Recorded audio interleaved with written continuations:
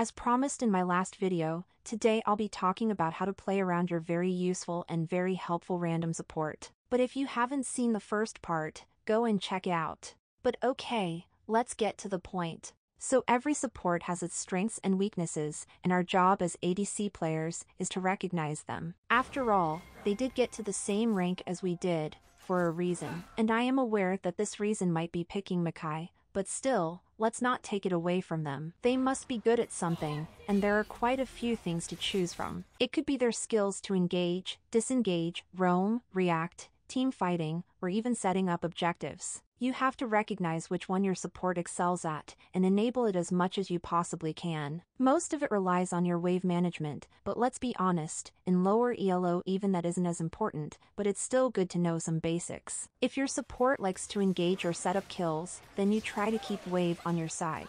If they prefer to roam, disengage, poke, or if they want to play for objectives, then you push, and hope not to get jungle and mid-gapped, unless you play like a psycho and can actually outplay them. And if instead, they excel at making plays of intellectually next tier, you can just ignore the lane and roam yourself. Simple as that. But if you want a more in-depth wave management guide, feel free to leave a comment down below. Anyways, while playing around their strengths is important, the same goes for their weaknesses. If your support doesn't engage, don't do it yourself either. There are a few exceptions to that, but it's mostly so you don't die thinking your support will do something. Another big mistake a lot of people make is following bad calls. And no, I don't mean winnable fights that went just as good as ADC changes. I mean straight up bad calls that you intuitively followed. If you see your support as being a little bit goofy, and you follow them knowing damn fucking well it's gonna end up bad, don't cry about dying, and don't flame them. You are literally the only one to blame.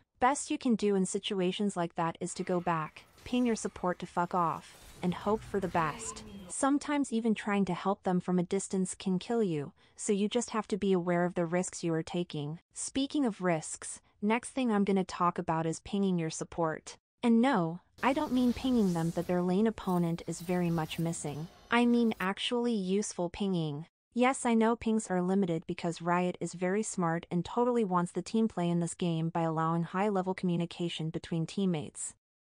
But yes, using pings is still a very important part of the game. It helps you convey your plans to your teammates. Your supports won't always listen, but still, it will make the difference on more than one occasion.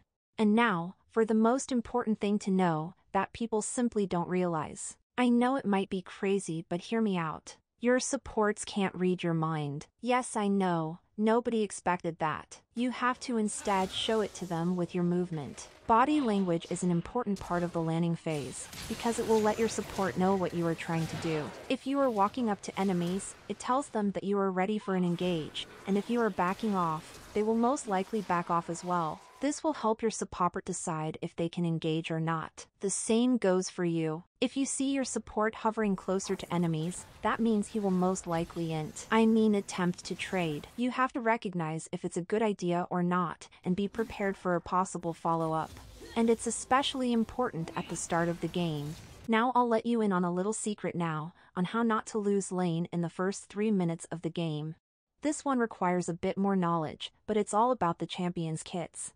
Your job as ADC is to enable your support, and for that, we have to know when they can actually become useful. Let's get an example of Thresh.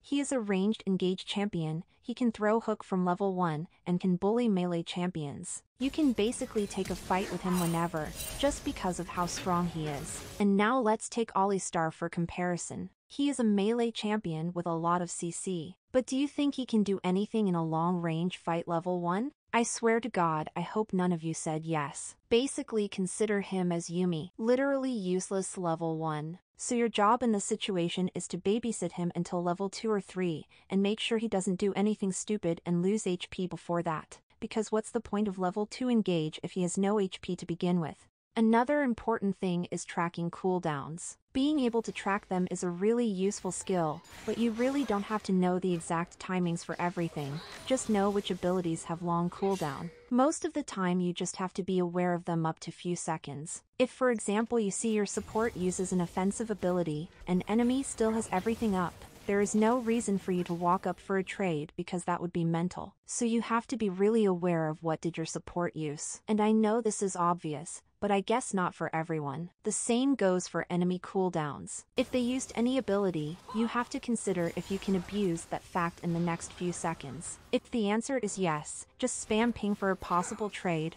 or just go for it yourself. Just make sure to not die on accident after your support refused to hook enemy for the 5th time in a row. Now for the final advice. Beware that this is the worst case scenario, where your support doesn't do absolutely anything. There is only one thing that you can do, your last resort, but you have to be very careful using it, as it is a high-risk, high-reward strategy that not many people utilize. The secret is to turn the chat on and tell your support what you want to do, without tilting them. You want to share your plan with them, and hope they will listen instead of running it down. It's a skill not many are capable of acquiring, but it's worth trying, as it can help you communicate with them a lot more directly on what they should do. Now that you know that bot lane isn't just mechanics combined with luck, maybe it will help some of you adapt to the lane a little bit better and stop inting and crying on Reddit. Please stop, it's getting cringe. And if you have any additional questions, remember you can join my Discord. Also, don't forget to like and subscribe.